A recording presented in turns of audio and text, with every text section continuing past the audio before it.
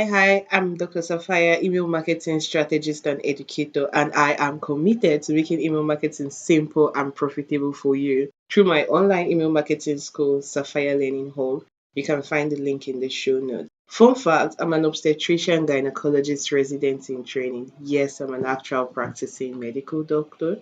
Email marketing experiments was born out of the desire to share behind the scenes of failed and successful email marketing campaigns. Simply put, what we've tried, not just me, but me and every guest I bring on the show, what we've tried that has worked or didn't work. So instead of just thinking it and testing it, we're committed to also sharing the BTS with you on this podcast. Come join us behind the scenes.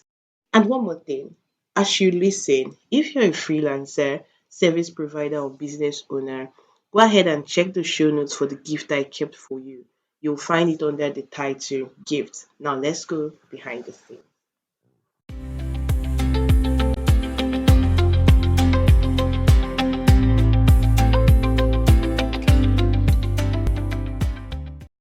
Hi, listeners. Welcome back. Today, I have a longtime friend of the brand with me, a retention marketer with a focus on email marketing and design for e-commerce brands and startups. Now, let me tell you something interesting. In his younger days when he was in school, he'll see people passing on the road, and if you see them playing chess, he's going to go ahead and challenge them to a match. And 9 out of 10 times, he was going to win. Now, if that's not some audacity, I don't know what else that we're going to call that. So today we have with us somebody who went from oil and gas to email marketing, somebody who has done campaigns that have been over 100K in revenue, 15 plus percent click-through rate, and many more. We have with us Felix on the call. Felix Anyanwu, it's so good to have you here. Welcome. Thank you, Sapphire. It's a pleasure to be here. And a huge fan, like you said. It's been a long time coming from the humble days where all I knew about email marketing was just like my transition from copywriting, trying to do email marketing or email copywriting. And then now it's transition to more design, strategy, and focus on doing things like SMS. So yeah, it's been a long way coming. I was once just a regular storyteller. And in fact, your course was one of the things that sparks my desire for knowledge for deeper parts of lingo marketing. I'm glad. I'm glad. We're grateful for that. Now let's look at this. So you see a random stranger playing chess and you challenge them. Why were you so sure you win?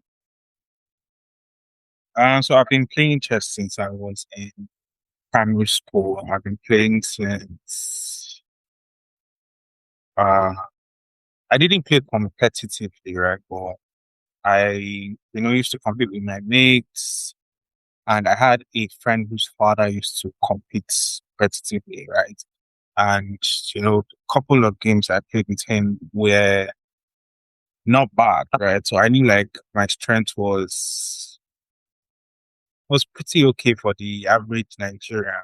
And when I got into the uni, I joined our school's chess club and I started practicing, started watching YouTube videos, started using chess apps to practice. And with time I got significantly better than I was back in secondary school. So it was just maybe it was pride. It was pride, but 9 times out of 10, I see somebody on the road who is playing chess on their phone, and I ask if you can play. If they say yes, that's how I met quite a number of strangers on campus. Okay, that's interesting. That's interesting. So I mean you went from engineering, oil and gas, and here you are in email marketing. I think that's quite the 360 if I must say so myself. But in your journey, you've been in this industry 4 years and counting. What would you say is your most memorable experience so far? I would say it was the first really important campaign that I worked on. Right, so I had a client who owned a photo studio in a really big university in a country currently. And unfortunately for him, he was on IT and he wanted to sell out the slots he had for his convocation shoot that period. But he was competing with established brands in that university who had physical presence. Like the owners were physically available. He was on it. So the task before us was to use email marketing to try and reach the students on campus, keep them engaged throughout the period where they are getting ready to convocate. And then when the period for them to start selecting photographers comes, they immediately think of us. It was one of those, oh, okay, you've learned all of these tricks, all of these things with regards to email marketing. Now here's the email problem. How do you go about it, right? And I was funny thing, I had not convocated. So I was supposed to somehow channel something that I had never experienced as the email copywriter on that project. And like I killed myself with research. I tried to check Reddit, check Quora, I tried to check Naira Land, tried to check the conversations that people were having on Twitter regarding how they felt when they were convocating. Some people were really happy to finally be done with the school. Some people were happy, that they can now step into the labor market. Some people were unsure. Right? Okay, I've been shielded by the school environment all of this. Why am I ready? What is next for me? Or okay, maybe I dropped off along the way and I wasn't as serious with school. Now that reality has dawned on me. I'm not particularly happy about looking. So I had to channel all of these emotions into the emails that I was putting out. And where people say sometimes it's hard to do some type of work when you have people like your family around. Unfortunately for me, it was not my family I had around. I had roommates who did not understand why I was like pacing up and down. You know, I would spend unnecessary amount of time in the shower rewriting the leads, the way I would enter the story, right, for any of the emails I wanted to send. But in the long run, it paid off. We, if I'm not mistaken, it's been a while, or those photo studio sessions were around 2021 and they were going for something past 50K and above. So it was, by the definition, then a pretty high ticket product. It was not low ticket at all. And we saw that we had 15 slots and we sold all of them out and had extras, waiting for us if kids wanted to book. And that's not all. About a year or two later, I get a message from my client that I should send my account number. I send my account number because who says no to framework? And then he says it's because he reused the emails for another convocation, email campaign, and it still works. Oh, And wow. this last year that we just passed, he also sent me a message to thank me again that he had just used it. So it's memorable because you can create something after you've done deep research and then it becomes a classic. It becomes feelings that are always true for every convocating sex. So yeah, that was one of my most memorable moments in email marketing. But that's so powerful. The fact that you created it like so many years ago, and then used it once, two times, three times, and each time it delivered on the results that you set it out to reach it, to do. And I think that that's definitely memory. Well done to you. That is such an amazing one. Now, before we go into our conversation of today, we have something we call email marketing confessions, where you tell us your worst email marketing mistake, your biggest email marketing mistake, or a comment that makes you cringe, or if you could even erase it, you will in your email marketing journey. We call it open rate confession. So, what's your confession? So my confession is that some open rates are ungodly. So in the sense that you can get high open rates because people are sharing your emails so that they will drag you because you've done something risky. So as at the time when I came into the email marketing space, as much as there were all of these ideas on storytelling. We had Punch in the Gut Method by Chris Haddad. We had Robert Allen, rest his soul, with his own methods of starting your emails. I remember having a session where I brought Victor Muta. I'm not sure a lot of people know him, but he had this really cool name back in the days, and he also had his own method of starting email. But there were some people that were teaching a different brand. The what do they call them now? Clickbaity emails. Grab attention, then twist the attention bits that you dropped into linking it to your product. So for this particular client that I was actually talking about not too long ago, I decided to implement that for one of these subject lines. So one beautiful thing I always do with emails is that I try to introduce personalities. So as you're hearing from the founder, you can also hear from the chief marketing officer. So this was a personal story from the chief marketing officer telling us how somebody told him that he was a prostitute. But you are a prostitute was in quotes as the subject line. And we had been having good open rates. So we had been having 45, 50, 60. But that one went to 80, 85. As people were opening, some will go to Twitter to go and drag us. As people were opening, some were sending to their friends to say, boy, this is nonsense. Some were sending on Snap, right? And it taught me a really good lesson. Because the CEO's head was on fire. I mean, I was trying to calm him down. Oh, calm down. It's to blow over. It's just bad threat.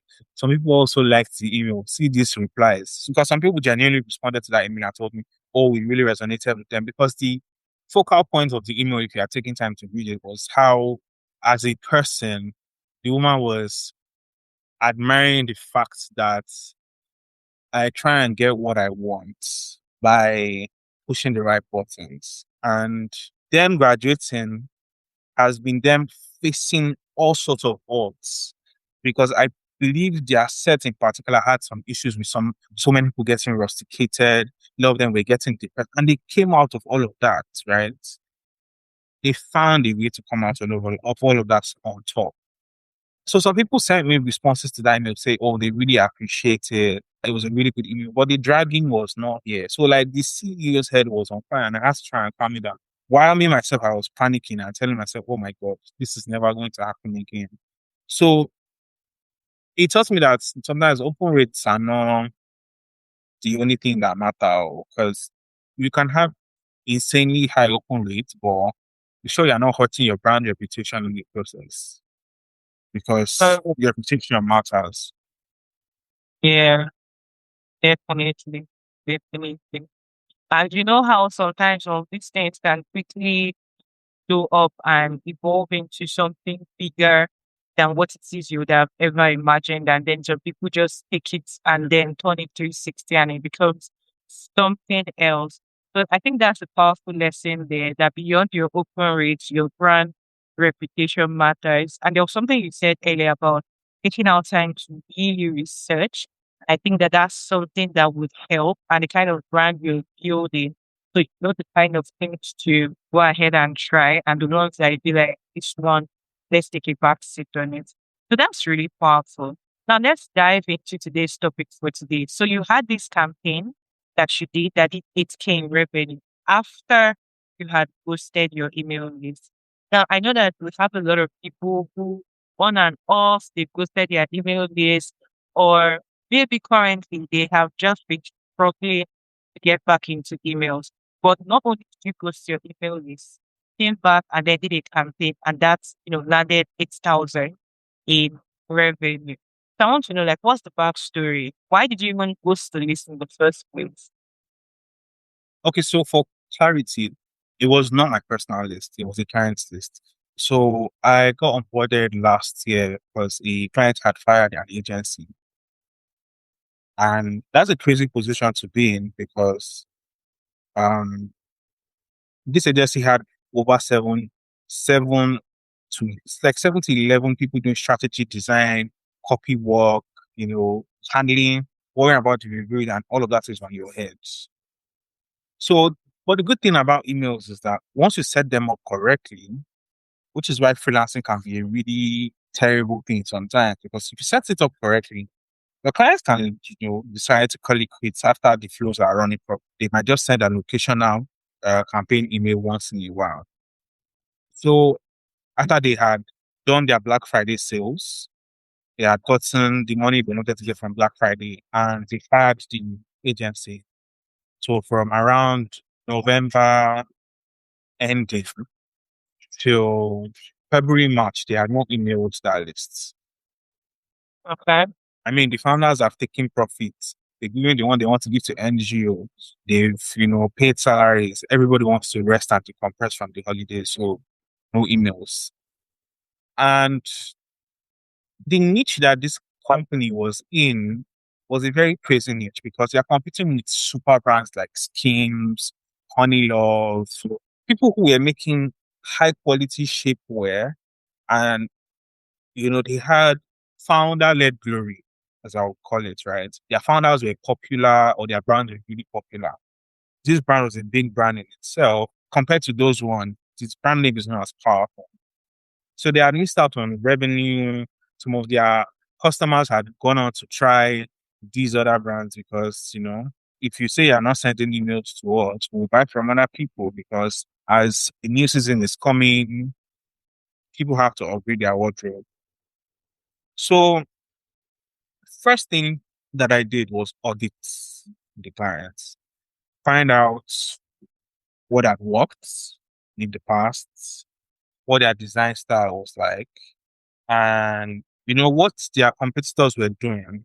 It was very important that I did that, especially the competitor research, because one thing that I found out was that throughout the years, one way that competitors like Skims were eating out of their revenue was that it would have Mother's Day sales on, I can't remember the month exactly that it is, and 5 days before, Skims will have Mother's Day sale starts.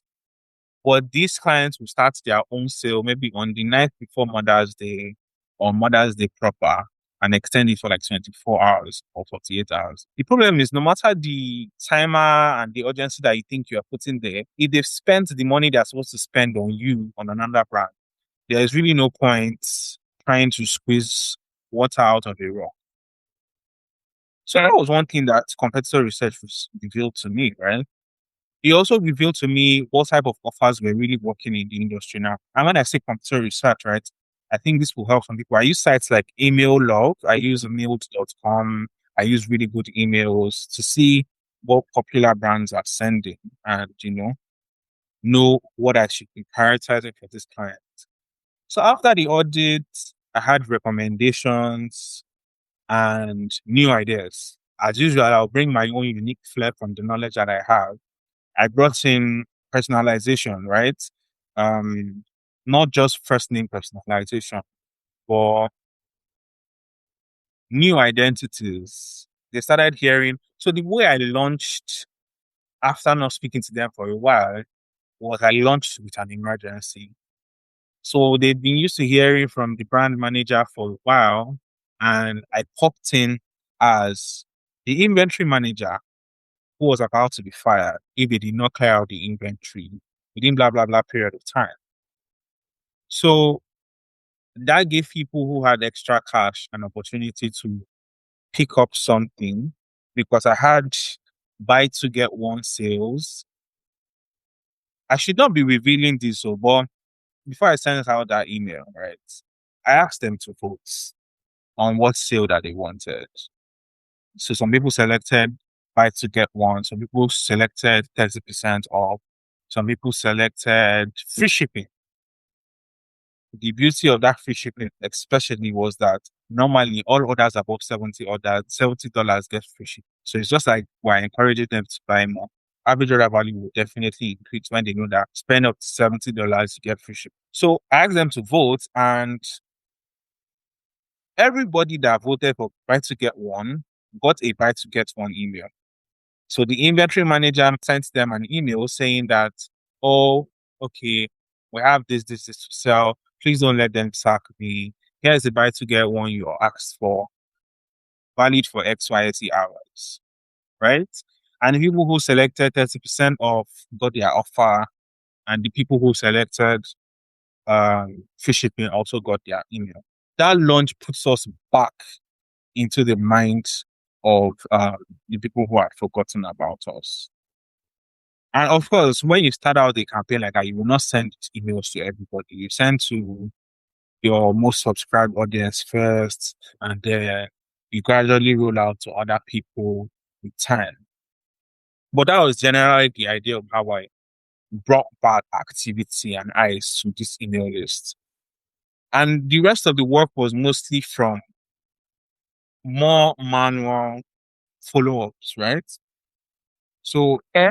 yes, there are flows in place to follow up when somebody adds something to cart, when somebody browses on the site, when somebody gets to check out but doesn't actually check out. There are flows for that. But if you open the email and you did not click, for example, I send you a follow-up email and tell you, oh, you might have gotten distracted. That's totally understandable. Life happens.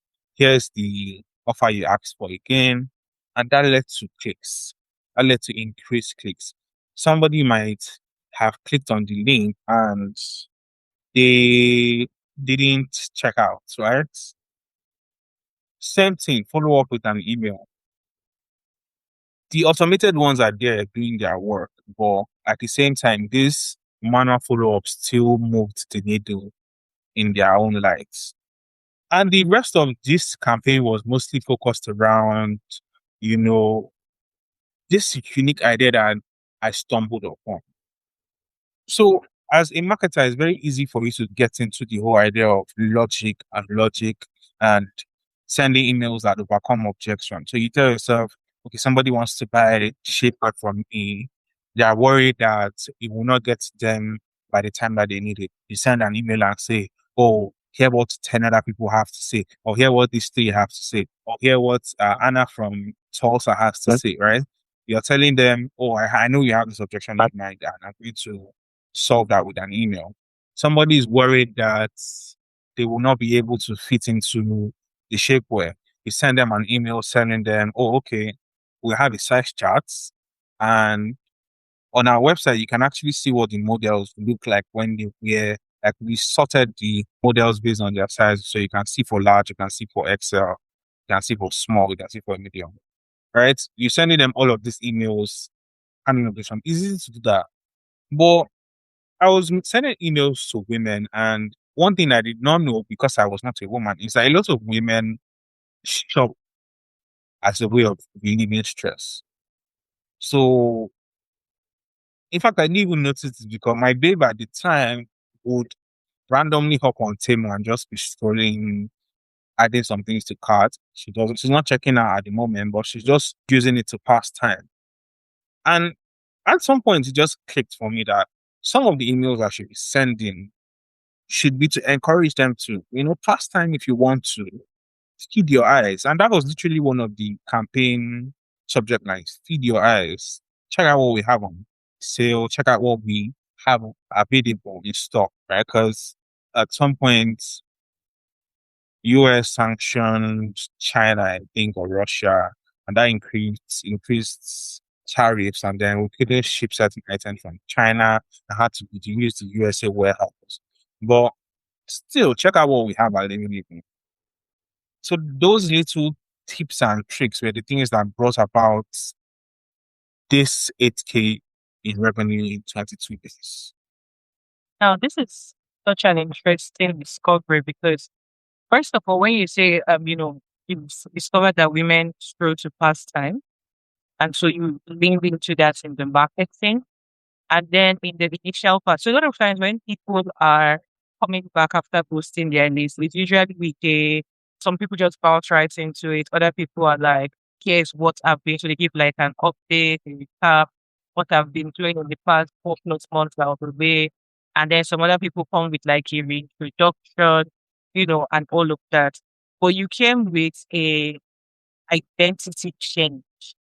And that's something that's really unique. The fact that it came with characters. And I feel like characters is something that adds personality and personalization when it comes to email marketing, right?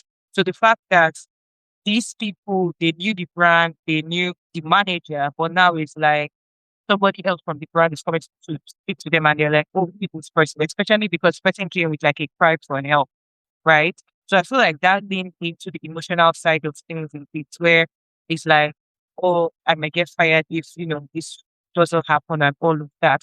So leaning into that just here, and I feel like that's a really powerful one, right? Being able to connect with the readers on an emotional level. Now, from this other side, I feel like you touched on something that's super important when it comes to email marketing. I can't remember if it was my conversation with you or with someone else where I will say that everything in email marketing still comes back to research. The fact that you can get that information where you're understanding your reader, your subscriber, your audience to the point where they feel seen, heard, and understood. It's like this person understands them. I mean, understand them as deep as, oh, some kind of shopping to relieve stress and then leveraging that in your email. So I want to ask the question that I know that will be important to a lot of our listeners. Now, this was something you said you stumbled on, but I don't think you stumbled on every single thing you tried. So when it comes to being able to understand the subscribers so that you can write emails that really resonates with them, just like this one that said, feed your eyes. What will you say are your top three tips for somebody who wants to be able to do something like that and discover, certain behavioral patterns about their audience? I would say that you leverage video content research. It's surprising, yes, because the very foundation of doing research that I was introduced to from the, Daniel Trussel's Market Detective, those old school guys that we grew up, listening to and learning from. It's basically go to Reddit, go to Quora. If you have mind, you go to YouTube comment sections, try and figure out, what is happening. And I did all of that. They formed the foundation of my understanding of the product, the fears about the product, those objections I knew that people would have, right? Because I saw those questions pop out. I also went to places like Amazon to see reviews of other sellers, because obviously my client is not the only seller of shapewears in the world. Checked reviews from other sellers, checked reviews from competitors, see what people were pointing out that they liked and they didn't like. But then TikTok played a very surprising role. So there's, I believe it's Shop Plus that's the name. It's a site that lets you see the most viral videos for a keyword or a product that you're selling. So this will help you see what people are resonating with in terms of video content, but also what they're saying in the comments. Because I don't know if you use TikTok, but the comments are where it gets really real. That's where people are making confessions that they should probably not be making, or people are roasting the person that posted the video. But like you will get a lot of truth from there. Check out those videos. The algorithm will begin to recommend more stuff related to, for example, fortunately for me, I had previously worked with a client that was selling plastic surgery, liposuction, and tummy tucks before I worked with this client. So I was already getting familiar with the insecurities that were around women's bodies, especially when they're giving birth and they're no longer giving birth and they have, extra skin that they are ashamed of now, or they don't feel very proud of, or they try to get rid of and they didn't get, they didn't go, right? You know, they tried. Pharaoh said, I'm not letting this one go. So like I was aware of some of the insecurities, and by the time the algorithm was showing me videos related to that, I had a better understanding what somebody else might have missed, because it might have been just a funny video or somebody lamenting. I saw something deeper into it. Somebody might, you know, just look at it as, okay, people want to get shapewear because they can't afford tummy tucks. Tummy tucks are like $10K thereabouts to do, right? They are expensive surgeries. And if you do a tummy tuck, ideally you should not get pregnant again because it will destroy the procedure. So shapewear is a lot more temporary. It's an easier fix. But if you've not done your research, if the algorithm recommends a video about how to pose when you have just given birth that doesn't show your stomach, it might just class it as a random video. But if you are aware of, oh, these are insecurities that pertain to my target audience, your mind is alerted. You're like, oh, okay, you know, I can write an email about how to pose for photographs and then link that to, but in, on the days where you don't feel like going through all these struggles, you can always copy shapewear from us. But in the meantime, we're rooting for you, we're proud of you and the journey you've come, and in regards to the kids, stuff like that. So spending time, and sometimes it's hard to do when the client is rushing you and you're doing the work of 7 people. But as much as you can, try and get the client to give you at least 3 to 4 days to involve yourself in the market, to begin to feel it.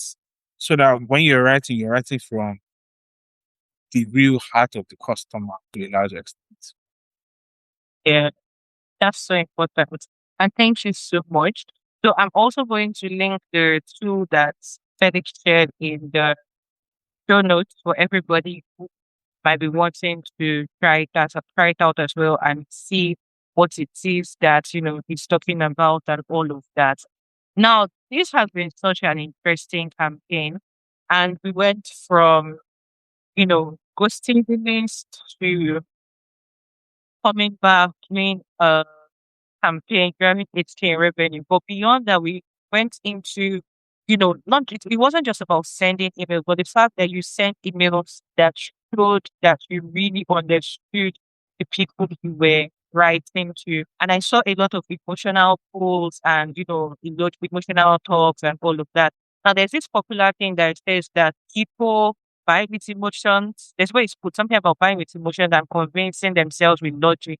I'm sure you know what I'm talking about. I can't just phrase it exactly the way it is now.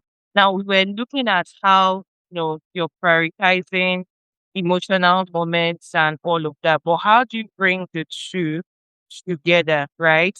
How do you balance the logical buying reasons with the emotional reasons, the emotional triggers, like what should be like the retail therapy? And then, okay, so let me add this first, then I'll go to the second part. So the fact that there's a whole emotional aspect to it, but sometimes there needs to be like a logical reason that it's being given as to why this is a good buy. So how do you bring that together in the emails that you're sending out? Okay, so I think one thing that having years of experience as an email marketer gives you is a lot of templates and a lot of things that should work. So ideally, when you're running campaigns, I mean, when I got your course, I got a couple of them too. What a typical comfortable calendar can look like for an email list for a month. You can spice things up, but the founder can tell a story. You could talk about the behind the scenes of the products. You could talk about what unboxing looks like. You could talk about what other people are saying, share reviews. You can get them to visit your social media. All those things are the basic building blocks of your email calendar for the month, for the quarter, or however you're creating it. And you have your objections. Your objections are the logical parts of your email marketing. So as you're doing research, whenever you see something that people do not like, you keep that somewhere. This is an objection that I have to overcome in the period of this campaign. However, how I like to approach it is how Robert Allen taught me to do that. For your email list, you have to look at it from a deposit and withdrawal perspective. So you can look at the emotional pools as deposits. They are interesting. They are sometimes they don't even have to end with sales. For example, I could have the CEO or brand manager who is a woman send an email about navigating tough workplace environment, right? As a woman, it doesn't have to end with a sale per se. It's just encouragement. It's a deposit into that email list, and we could have. more emotional deposits. But when it's time to withdraw, you use a mix of logic and emotion. So if you are doing the objection, handling the objections through emails, that's why Great is such a great resource for me, right? Because it teaches you that you can say one thing like five ways. It all depends on how you decide to say it. For example, if you want to tell somebody something logical, like we study the shapewear industry and we noticed that one of the biggest problems is women wear shapewear and they cannot pee because to take it off is wahala. You have to literally remove all your clothes to take it off and pee. It's uncomfortable. It's a big problem. So now you can go straight with a problem-led email and say, this is the problem with the shapewear industry. Or you can go straight and say, we know you hate shapewear, and that's fine. All right. Go straight to the point, come with facts. And then you can also come with a story and say, this is how date night was going for me. It's the same idea, but you brought it through the indirect slash storytelling method. It seems emotional, but the end point, the main idea is okay, let's take this logical point, this logical objection, and water it down with the story. So just think about it as you can say one thing in multiple ways. That sometimes you can concentrate with facts and tell them these are the reviews, this is what customers are raving about. These are the five things that customers like the most. Design that email like a proper e-commerce email. Show them how your stitches are perfect, how your clasps are easy to remove, how it doesn't injure the person's stomach. Show them all of that. That's important too. But when possible, if you can't use a story, if you can't be emotional about it, take the chance. Just find a way to strike balance. That's so interesting. That's so interesting. And then when you were speaking, I was just wondering, you know how you just realized that also some of these people could be talking therapy and all of that. Were there signals you were looking for within your email list, or were these just ideas that you wanted to try and these were the possible outcomes that you had in your mind? Yeah, so it was a hypothesis, right? It was a Okay. hypothesis. I have seen this behavior in people around me. I have seen it pop up in my research. Let's see if emails like this will resonate with our customers. We check for click rates and open rates compared to our regular emails. If they perform on par, we can even add them to flows and they are part of our flows now. We know that this type of angle works for our customers. So that's just the general idea. You have a Oh, hypothesis, you test it out, check the clicks. It's same thing, the same way we test offers too. You think, okay, people are ordering around $40 per order. Can we get it to $70? Will this offer increase that? If we tell them that if they buy two items, they get free shipping, will they increase that? They test it. If it does, it works. okay. Okay. Now, there are a lot of things that people believe when it comes to email marketing. There are some that we are for and against and all of that. But I don't know if you have any email marketing myths and MYTHS that you want to break on this particular call. Um, I'm not very prepared for meat busting, but I would say open rates. Right. Everybody says that they are a vanity metric now because truthfully, they are kind of unreliable because we have AI doing AI summaries for people in Gmail. We have Apple allowing you to literally just scroll from the notification, long click, and you can see the bulk of the email without necessarily opening it per se. We have email service providers like Yahoo, Gmail themselves beginning to look disfavorable on some link tracking practices, right?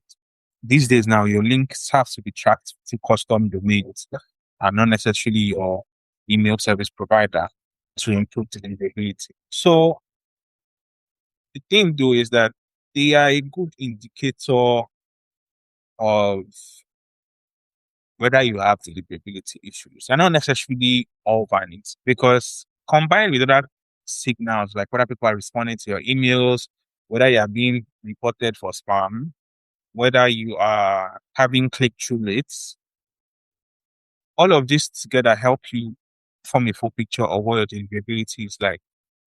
I remember one time I worked with a client that things started good and open rates are like 16%. If you want yourself that 16% does not matter, you will keep doing and doing and not seeing any results.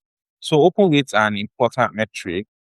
You just have to realize the context in which that they are playing in now because of the recent upgrades in privacy and all of that. All right. So before we wrap up and tell our audience how we can find you, how we can connect with you, because this has been such a different point of view, a different angle and perspective on email marketing and, coming back from boosting a list and all of that, right?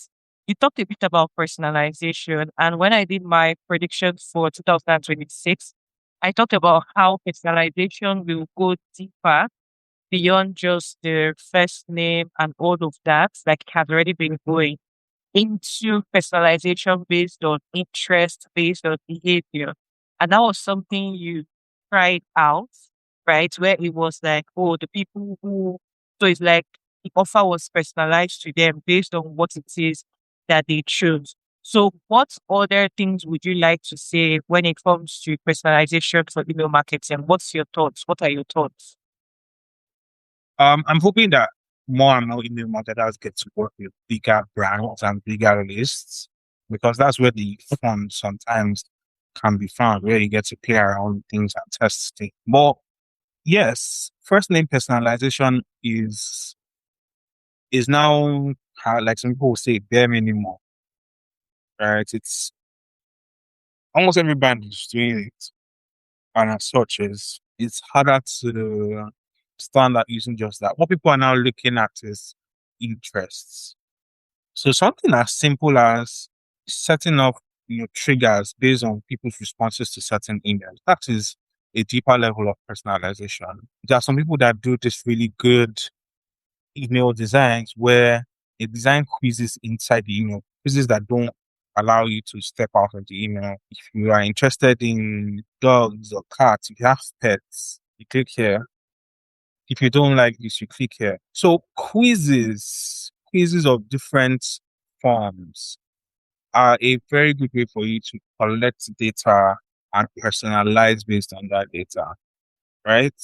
I remember Rob Allen talked about how when he was working with a supplement company, he would collect data about somebody is buying supplements for omega 3, for example, and you're asking them if they have a pet, and then you're selling them pet supplements.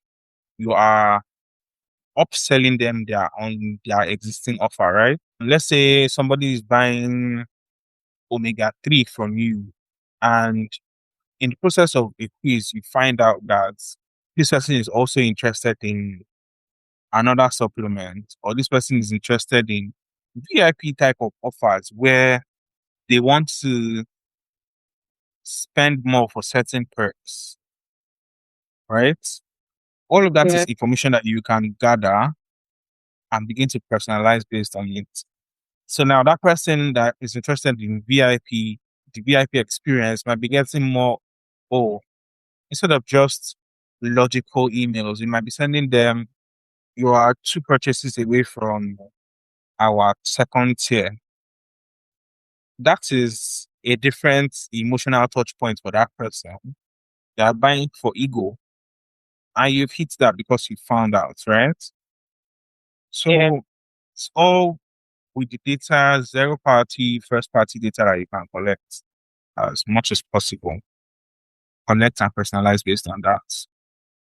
that's a really interesting angle right there. I like everything you've shared with us so far today. And I feel like if we did not take away anything away from this, number one is the power of research. Number two is personalization. And number three is introducing identities and characters into the email system. And it doesn't mean you have to work like in a company and have a CMO and a CFO and all of that.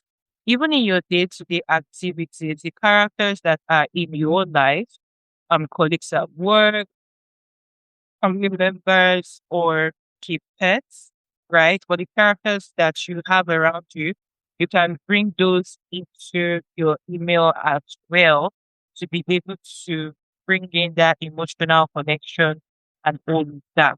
Okay. So you have this course that helps people find jobs posted on LinkedIn within 24 hours. And of course, use that to get clients and all of that. Can you tell us a bit more about it? Okay, so one of my biggest weapons in my arsenal is my LinkedIn. I don't know really if I would be where I was if I did not have my LinkedIn presence. It's not a lot, it's 2K followers, but that 2K followers, that profile has brought me a fair amount of jobs. It has brought me into the circle of some agency owners who have given me advice, who have, given me resources, right? But it's Yeah. also where I find jobs to apply for. And it's a question I keep getting asked um by people my age, people who are still in school. You know, I'm growing my LinkedIn. I've just come out of school. How do I find entry level jobs? How do I find mid level jobs? I've been doing this my skill for a while for Nigerian clients. I'm ready to scale. I'm ready to start trying out for other countries. How do I do that? So I decided to put all that into a course, right? I've opened up some slots. I took a couple of people for, I think, 4 weeks. I showed them how to find jobs within 24 hours on LinkedIn, showed them how to apply using cold emailing, showed them some good cold emails, sell them some cold emails that I sent when I was just starting out and why I think they were good and the ones that were not good, the things they should improve about them. I also showed them how to find jobs and clients on LinkedIn and using Google Maps because there are some times Oh, where your target audience is service-based businesses and you want to find them on maps because that's really one of the most reliable places where you can find businesses. So I also show them how to do that. And finally, we touched on places like TikTok and Instagram, the indirect way for finding clients there. It's similar to what Rachel Augustine calls the screaming audience method where sometimes clients are literally calling out for you. It's all left for you to go out there and find them. They are talking about their problems, looking for somebody to solve them, but they don't know you are the one.